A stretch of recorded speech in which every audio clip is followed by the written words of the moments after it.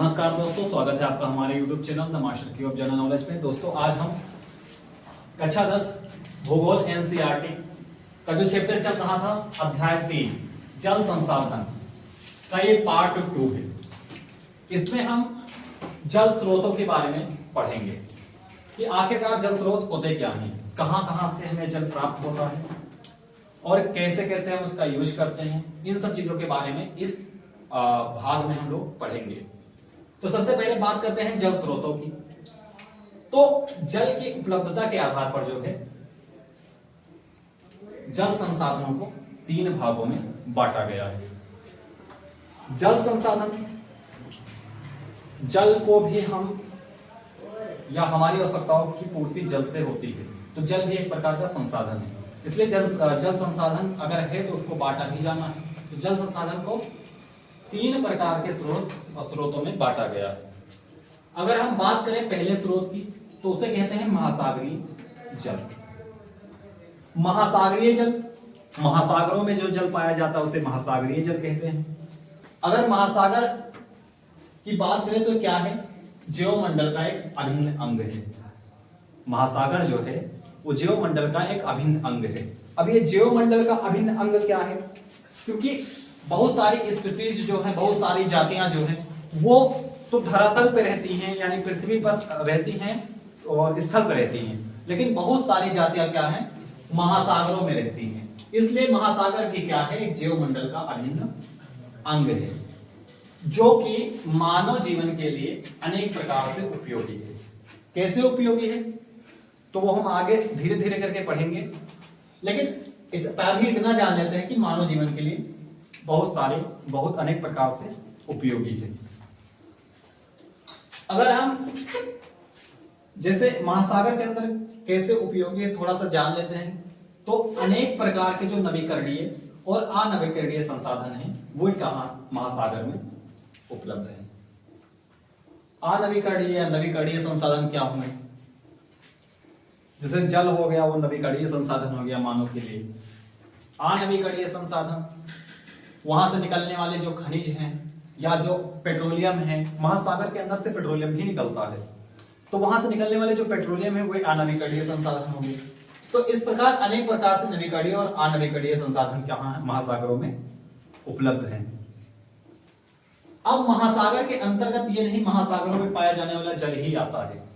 महासागरीय जल के अंतर्गत जो महाद्वीप के मध्य स्थित जल है, जिसे हम क्या कहते हैं, सागर, वो भी क्या करता आता है, महासागरीय जल के अंतर्गत आता है। महासागर सागर की बात करें तो सागर के अंदर लघु सागर भी शामिल है और खाड़ी में स्थित जल भी शामिल है। खाड़ी में स्थित, खाड़ी आखिरकार क्या होती है, तो जो पानी का हिस्सा 3 साइड से स्थल से घिरा हो उसे खाड़ी कहते हैं। जो पानी का हिस्सा 3 तरफ से स्थल से घिरा हो उसे क्या कहते हैं, खाड़ी कहते हैं। और जो हिस्सा 3 तरफ, जो जमीन का हिस्सा जो है 3 तरफ से पानी से घिरा हो उसे प्रायद्वीप कहते हैं। तो खाड़ी में स्थित जो जल जो होता है वो भी महासागरीय जल के अंतर्गत आता है। अगर हम भारत की बात करें, ठीक है, तो भारत जो है, भारत के पास समुद्री सीमा है और वो भी कितनी है, अगर हम मुख्य सीमा की बात करें तो 6100 किलोमीटर की है। अगर हम जो समुद्र में स्थित यूनियन टेरिटरी है या केंद्र शासित प्रदेश है, अगर उनकी सीमाओं को भी मिला लें तो टोटल बनता है 7516.6 किलोमीटर, यानी 7516.6 किलोमीटर टोटल समुद्री सीमा भारत के पास है। तो इस प्रकार जो भारत है वो महासागरीय संसाधन से तो क्या है, संपन्न है।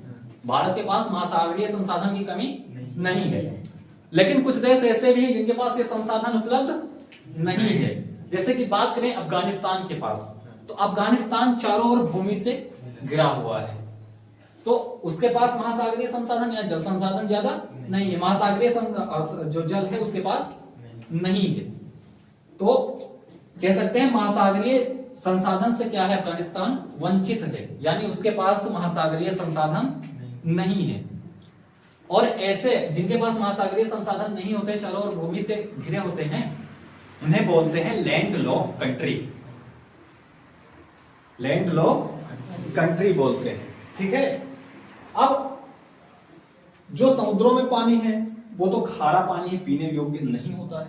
तो ये जल संसाधन कैसे हमारे लिए उपयोगी हुआ? तो ये आज जब उपयोगी नहीं हुआ तो हमारे लिए संसाधन कैसे हुआ? भले ही ये क्या पीने योग्य पानी नहीं है, लेकिन याद रखो इसमें से खाद्य नमक बनाया जा सकता है। क्या बनाया जा सकता है? खाद्य नमक। यानी जो खाने वाला नमक है वो कहां से बनाया जा सकता है? समुद्र के पानी से, महासागर के पानी से। साथ ही जो समुद्री खाद्य पदार्थ है, समुद्री खाद्य पदार्थ कौन से होते हैं? जैसे कि समुद्री मछली हो गई, टूना फिश सबसे ज्यादा फेमस मछली है ना। और बहुत सारे समुद्री खाद्य पदार्थ जो मछलियां हैं उनको खाया जाता है समुद्र से ना। तो कहां वो उत्पादित कहां होती है? समुद्र में होती है। इसलिए समुद्र क्या हुआ? एक संसाधन हुआ जहां से हमें क्या खाने के लिए समुद्री खाद्य पदार्थ मिलता है। अगला क्या है? नौका परिवहन। अगर आज जो है दुनिया में सबसे सस्ता जो परिवहन का साधन है वो क्या है? नौका परिवहन है। यानी नाव से सामान को एक जगह से दूसरी जगह पर ले जाना, वो आज सबसे सस्ता पड़ता है। नौका परिवहन हो गया। उसके बाद मत्स्य पालन। समुद्र में मछलियां भी पाली जा सकती हैं। जैसे समुद्र के किनारे जो बीच एरिया है उसमें क्या किए जाते हैं? कृत्रिम बांध बना दिए जाते हैं और उसके अंदर क्या किया जाता है? मत्स्य पालन किया जाता है, झीलें बनाकर। वो कृत्रिम झीलें होती हैं। तो ये था क्या? महासागरीय जल। अब दूसरा प्रकार क्या है? वो है स्थलीय जल का। वो क्या है? स्थलीय जल का। तो स्थलीय जल जो है उसको 3 भागों में बांटा गया है। स्थलीय जल को भी कितने भागों में बांटा गया है? 3 भागों में बांटा गया है। स्थलीय जल का पहला भाग है वर्षा जल। तो वर्षा के रूप में धरातल पर जो जल प्राप्त होता है वो क्या कहलाता है? वर्षा जल कहलाता है। यानी बारिश हुई और बारिश से जो पानी धरातल पर प्राप्त हुआ वो क्या कहलाएगा? वर्षा जल कहलाता है। क्या कहलाता है? वर्षा जल कहलाता है। अच्छा, अधिकांश जो दक्षिण भारत की नदियां हैं वो वर्षा जल से ही बहती हैं। क्या हुआ? पानी बरसा, जो झीलें थी वो भर गई और उसी से धीरे धीरे रिसकर पानी पहाड़ों में था वो पानी चला गया और उसी से धीरे धीरे रिसकर वो पहाड़ों से पानी निकलता रहता है और वो नदियां बहती रहती हैं। तो दक्षिण भारत की लगभग जितनी भी अधिकांश नदियां हैं वे किससे बहती हैं? वर्षा जल से ही बहती हैं। क्योंकि दक्षिण भारत में तो ग्लेशियर स्थित नहीं जो पिघलेंगे और पानी बहेगा। उसमें जितना भी पानी होता है दक्षिण भारत की नदियों में वो कहां से आता है? वर्षा से ही प्राप्त होता है। तो अब भारत की जलवायु कैसी है? मानसूनी जलवायु है। भारत की जलवायु कैसी है? मानसूनी जलवायु है। अब मानसून आएगा तभी तो बारिश होगी। तो इसलिए सिर्फ कितने? 3 महीने। कितने? 3 महीने। 3 माह ही वर्षा से जल प्राप्त होता है। इसलिए धरातलीय जल की कमी हो जाती है। अगर ऐसा होता कि जब मौसम हो जब बरस जाए, जब मौसम हो जब बरस जाए, तब हो सकता है धरातलीय जल की कमी ना होती। लेकिन भारत में वर्षा क्या है? मानसूनी वर्षा है। इसलिए जब जैसे ही क्या होता है, जब 3 माह जब मानसून आता है तभी वर्षा होती है। इसलिए सिर्फ 3 माह ही हमें क्या पानी में जल जो है वर्षा से प्राप्त होता है। अगला जो प्रकार है वो नदी जल। यह एक प्राकृतिक मुख्य साधन है क्योंकि नदियों का जल सबसे ज्यादा पीने योग्य होता है। लेकिन अब तो वो भी नहीं रहा। एक बात यहां पर बताना भूल गए कि वर्षा जल को सबसे शुद्ध रूप माना जाता है। क्या माना जाता है? सबसे शुद्ध रूप। लेकिन क्या ये बात सत्य है? नहीं, ये बात सत्य नहीं है।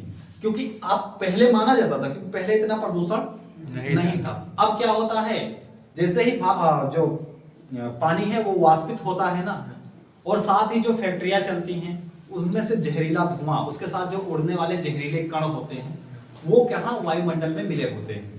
अब वो वायुमंडल में मिले होते हैं तो जैसे ही पानी संघनित होता है तो उसके साथ में जो धुएं के कण जहरीले वाले हैं वो किसमें मिल जाते हैं? पानी में मिल जाते हैं। इसके कारण वो कहां? पानी की बूंदों में समाहित हो जाते हैं और जब बूंदें बरसती हैं तो प्रदूषित जल हो जाता है। तो पहले तो ये सही था कि पानी वर्षा का जल शुद्ध होता है, लेकिन अब ये सही नहीं है।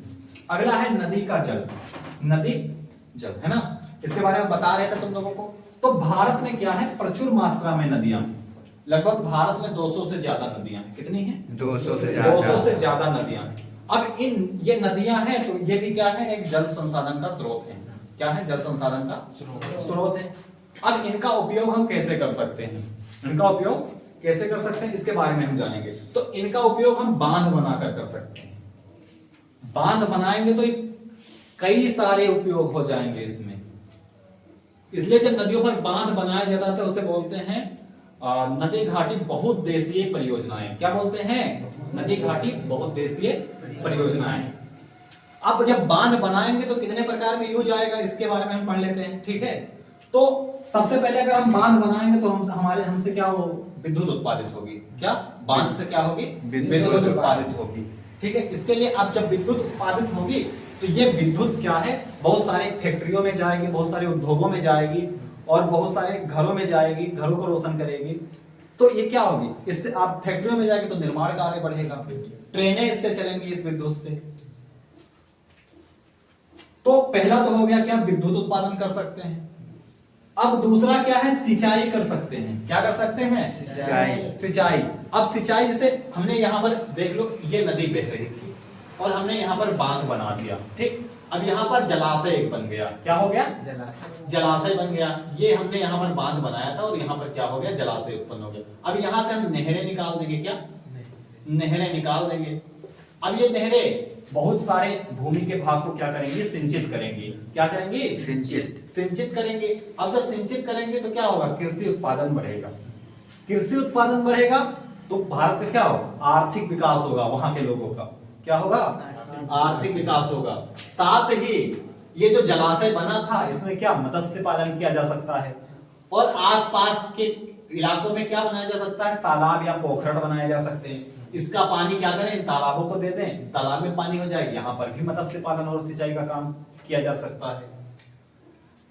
तीसरी बात क्या है, पीने के पानी के लिए भी उपयोग हो सकता है ये जो जलाशय है। अगला है आंतरिक जलमार्ग के रूप में।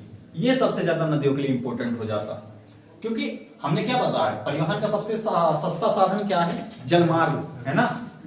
तो जलमार्ग है तो नदियां क्या है, नदियों को थोड़ा चौड़ा करके उसमें नाव द्वारा सामान को एक स्थान से दूसरे स्थान सस्ते में पहुंचाया जा सकता है। तो आंतरिक जलमार्ग के रूप में भी नदियों का उपयोग किया जा सकता है। अगर भारत में बात करें तो भारत में अब तक का 5 जो आंतरिक जलमार्ग है, नदी जलमार्ग, वो क्या है, ऑपरेशनल है, वो क्या है, चल रहे हैं। और बाकी जो 2-3 प्रस्तावित हैं जो आगे चल के क्या किए जाएंगे, ऑपरेशनल किए जाएंगे। तो ये हमारा नदी जल था। क्या था? नदी जल। अब स्थलीय जल का जो तीसरा प्रकार है वो क्या है, जलाशय, तालाबों, झीलों के रूप में है, ठीक है। अगर बात करें तो ये क्या है, जल का प्रमुख साधन है। जल का, इसमें क्या होता है, जल को एकत्र किया जाता है और उसका उपयोग सिंचाई के लिए, पीने के लिए और मत्स्य पालन के लिए किया जाता है। अगर हम बात करें तो भारत में जो है 90% जो जलाशय, तालाब और झील हैं वो कहां पाई जाती हैं, दक्षिण भारत में पाई जाती है। अब ये झील से हम बांध बनाकर क्या उत्पादित कर सकते हैं, विद्युत उत्पादन भी कर सकते हैं। झील से हम क्या, विद्युत उत्पादन भी कर सकते हैं। अब हमने क्या पढ़ लिए, जल की उपलब्धता के आधार पर 2 स्रोतों के बारे में हमने जान लिया। पहला क्या था, महासागरीय जल स्रोत, दूसरा था स्थलीय जल स्रोत। अब तीसरा जो जल स्रोत है वो है भूमिगत अथवा अधोभूमिक जल। भूमिगत अथवा अधोभूमिक जल। अब ये होता क्या, ये कौन सा जल होता है, तो इसके बारे में जानते हैं। तो जैसे बाई चांस हमें मान के चलो वर्षा हुई तो अधिकांश जल कहां आ जाता है, भूमि पर, और वो क्या होता है, भूमि द्वारा सोख लिया जाता है। भूमि द्वारा सोख लिया जाता है और यही भूमि द्वारा सोखा गया जल कहलाता है भूमिगत अथवा अधोभूमिक जल कहलाता है। ये क्या है, मीठे पानी का प्राकृतिक स्रोत होता है। क्या होता है, मीठे पानी का प्राकृतिक स्रोत। अब ये मिट्टी में तो चला गया, सोख लिया गया मिट्टी द्वारा, लेकिन ये कंडकों में क्या होता है, एकत्र हो जाता है, रिसकर उन कंटकों में ये पानी भरा रहता है। ठीक, अब हम लोग क्या करते हैं, इसको निकालने के लिए बोरिंग करते हैं। क्या करते हैं? या फिर कुएं खोदते हैं। अब वो जब कुएं खोदते हैं तो वही पानी उन कंटकों से रिसकर फिर कुएं में आ जाता है और उस कुएं से हम उस पानी को निकाल लेते हैं। तो कुओं एवं नलकूपों द्वारा इस पानी का उपयोग किया जाता है। लेकिन अब देख लो, इतना सारा जो है निर्माण हो रहा है, पक्की सारी चीजें, लोग पक्के बनवा रहे हैं, पहले कच्चे घर थे, ठीक है, लेकिन अब क्या हो रहा है, धीरे धीरे पक्के हो रहे हैं। अब जो पक्के हो रहे हैं तो कंक्रीट या ईंटा क्या पानी को सोखता है? नहीं सोखता है ना।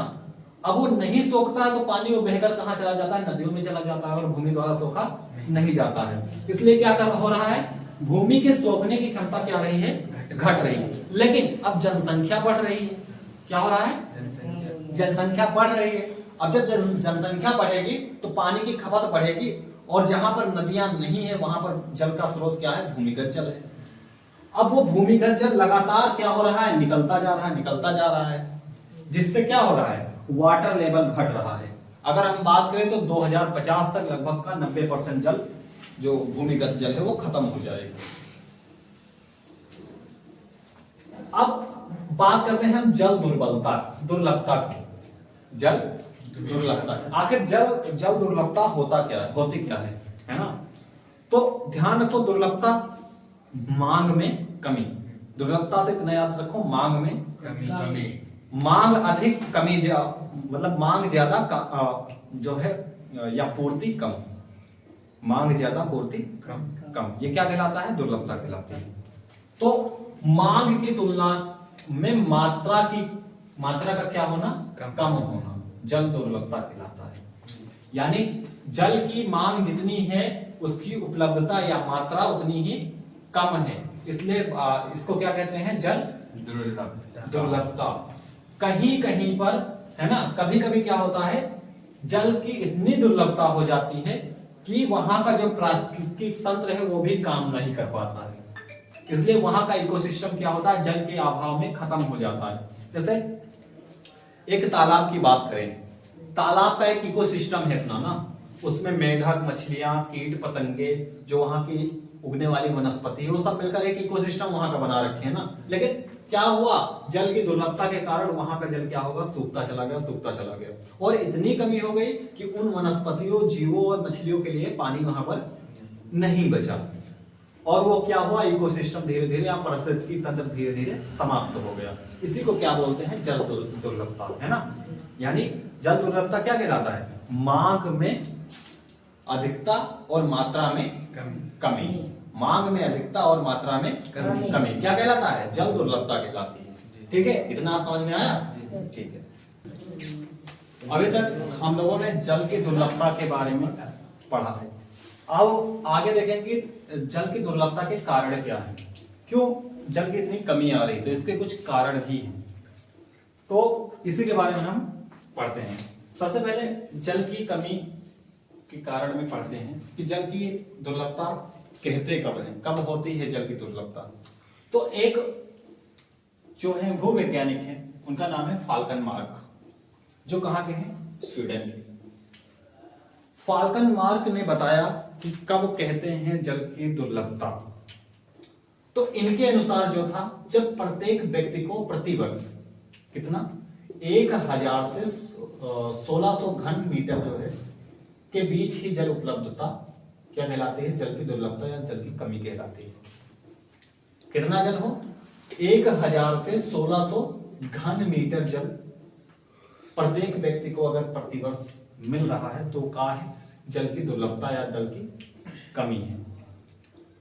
इससे ज्यादा मिलेगा तो जल की दुर्लभता और जल की कमी नहीं कही जाएगी।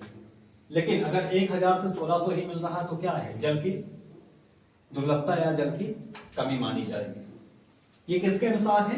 एक फाल्कन मार्क भूवैज्ञानिक थे, उनका जहाँ स्वीडन के थे, उनके अनुसार ये बात कही जाती है। अब ये जल की दुर्लभता और कमी है तो इसके कुछ कारण भी होंगे। आखिर ये कारण क्या है, इनको जान लेते हैं। तो सबसे पहले है जल का समाज में असमान वितरण। कुछ लोग क्या कर रहे हैं, पीने के पानी के लिए तरस रहे हैं, लेकिन कुछ लोग मोटर लगाकर गाड़ी धुल रहे हैं, पानी बेकार में फेंक रहे हैं। जहां जिनके घर पर मोटर लगा है उनको अगर नहाने के लिए पानी जो है अगर 10 लीटर की जरूरत है, 20 लीटर की जरूरत है, तो कम से कम 100 लीटर 200 लीटर तो पानी किसका वो हक मार रहे हैं? जिनके पास संसाधनों की कमी है, या जिनके पास मोटर लगाने की क्षमता नहीं है, जिनके पास नल लगवाने तक की क्षमता नहीं है, उनका वो हक मार रहे हैं। तो जल में समाज में जो जल का जो है समाज में असमान वितरण है। इसका मतलब ये हुआ कुछ लोगों के पास तो अधिक है क्योंकि उनके पास उस रिसोर्सेज को यूज करने की, यानी जल संसाधन को यूज करने की टेक्नोलॉजी है, वो अफोर्ड कर सकते हैं चीजें। लेकिन कुछ लोगों के पास पीने तक का पानी नहीं, क्योंकि उनके पास इतना पैसा नहीं कि वो नलकूप लगवा सकें या मोटर डलवा सकें उसमें। तो इससे क्या होता है? जल का समाज में असमान वितरण होता है। दूसरी चीज, ये क्या मिल रहा है? निःशुल्क मिल रहा है। भूमि से क्या मिलता है? निःशुल्क मिलता है। अब निःशुल्क जो चीज मिलती है उसकी लोग कदर ही कहां करते हैं? कि कदर करते हैं? निःशुल्क जो मिलता है उसकी कदर नहीं होती है। तो जल का भी उसी वही फंडा है। क्या फंडा है? कि निःशुल्क मिल रहा तो इसको बहाए रहो। लेकिन याद रखना, जल ही जीवन है, जल ही जीवन है, जीवन है, बिना जल कुछ नहीं। तो भले ही ये हमें फ्री में मिल रहा है, लेकिन इसका यूज हमें सोच समझ के करना है। अगला कारण है अत्यधिक जनसंख्या और ज्यादा खपत। इसका मतलब हुआ जनसंख्या अधिक हो गई है, जिसके कारण क्या हो रहा है? खपत पानी की बढ़ रही है। पहले एक तालाब में 50 लोग पानी पीते थे, अब उसी तालाब से अगर 500 पीने लगेंगे तो जल जल्दी समाप्त हो जाएगा। और जल जल्दी समाप्त हो जाएगा तो क्या कहलाएगी? जल की दुर्लभता या जल की कमी कहलाएगी। तीसरा कारण है जनसंख्या को भोजन के लिए अधिक कृषि, है ना। अब जनसंख्या अगर बढ़ रही है तो उसके भोजन के लिए खाद्य पदार्थ भी चाहिए, और खाद्य पदार्थ को उत्पादन करने के लिए उत्पादन करने का एक ही तरीका है कृषि। अब जब ज्यादा खाद्य उत्पादन करना है तो ज्यादा कृषि करनी पड़ेगी, और ज्यादा कृषि करेंगे तो कृषि में भी किसकी आवश्यकता होती है? पानी की आवश्यकता होती है। जिससे क्या होगा? इससे अधिक पानी का उपयोग होगा। खास करके जो शुष्क मौसम में इसका उपयोग अधिक बढ़ जाता है।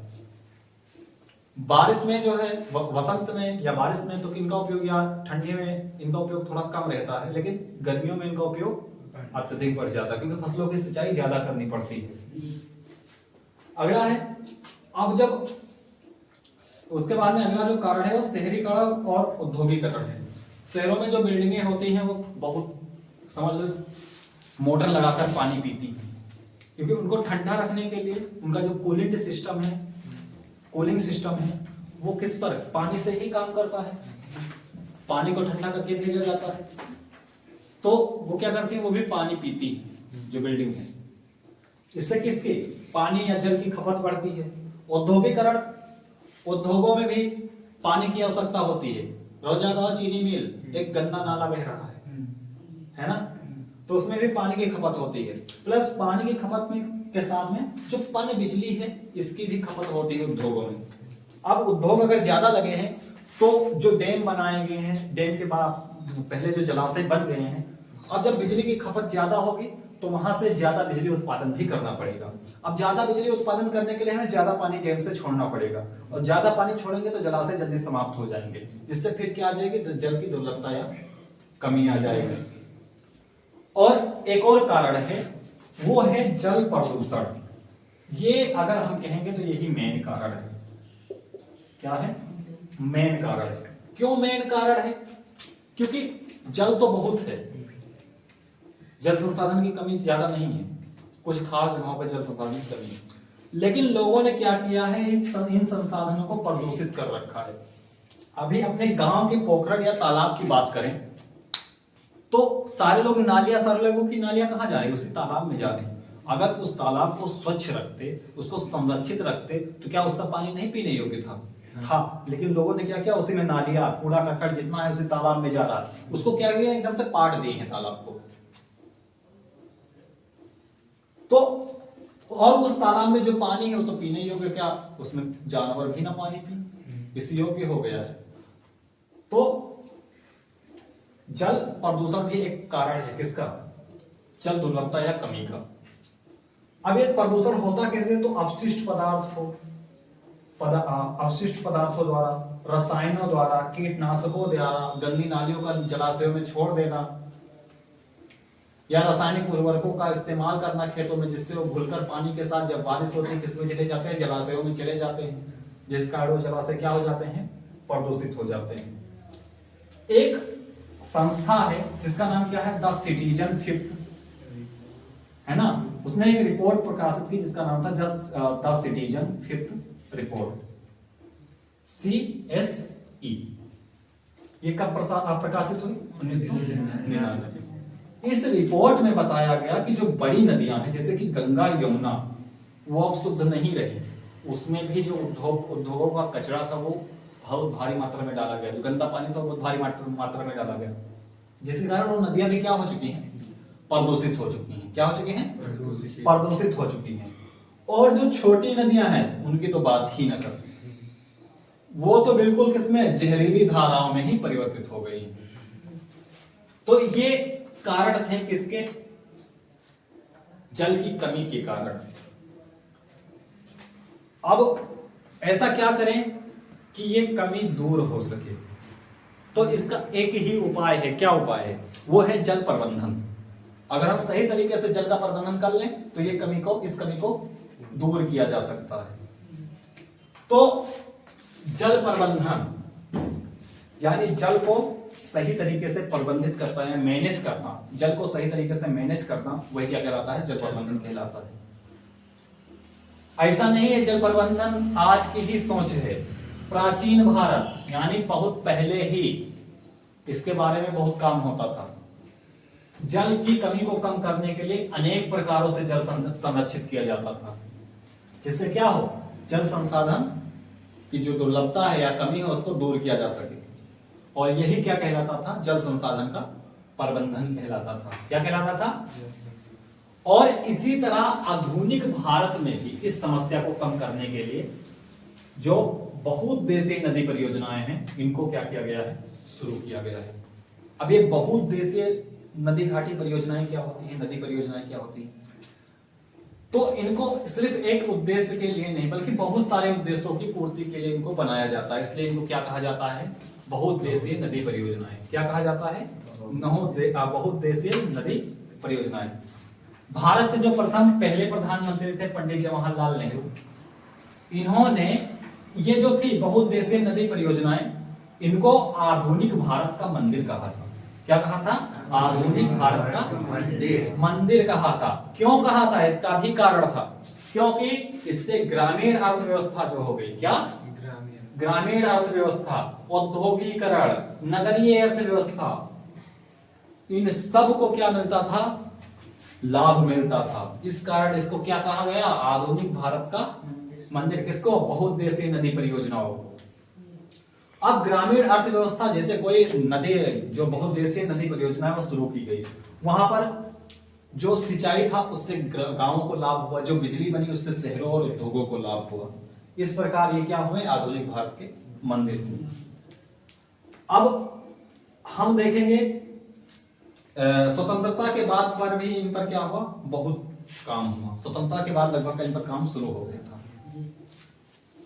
अब देखेंगे हम प्राचीन भारत में जो जलीय कृतियां थी वे कैसी थी। तो ईसा पूर्व शताब्दी से पूर्व अगर हम इलाहाबाद में देखें तो एक जगह है श्रृंगवेरा। क्या है, श्रृंगवेरा में गंगा नदी से जो बाढ़ आती थी उसके जल को संरक्षित करने के लिए उत्कृष्ट जल संग्रहण, एक जल संग्रहण तंत्र बनाया गया है। ठीक है, इसके साथ ही चंद्रगुप्त मौर्य, उन्होंने बृहद स्तर पर क्या बनाया था, बांध, झील और सिंचाई तंत्रों का निर्माण करवाया था। चंद्रगुप्त मौर्य जो थे उन्होंने भी बहुत अच्छी अच्छी नहरें बनवाई। ठीक है, कुछ नहरों के काम अधूरे पड़े थे, उनको पूर्ण करवाया, जलाशय बनवाए, झीलें बनवाई। इस तरह से उन्होंने क्या किया, जल संरक्षण किया। अगर देखें तो भोपाल में सबसे बड़ी कृत्रिम झील जो है जिसका नाम है भोजताल। क्या नाम है, भोजताल। उसको राजा भोज ने 11वीं शताब्दी में बनवाया था। कब? 11वीं शताब्दी में बनवाया था। उसी तरह 14वीं शताब्दी में इल्तुतमिश, दिल्ली का एक जो है श्री फोर्ट है, दिल्ली में एक श्री फोर्ट स्थित है, वहां पर हौज खास नाम से एक सिंचाई तंत्र बनवाया था। सिंचाई तंत्र सॉरी, जल आपूर्ति तंत्र जो है बनवाया था। हौज खास एक खास प्रकार का तालाब जैसा कुछ संरचना होती थी, ठीक, उसी को क्या बोला जाता था? हौज खास बोला जाता था।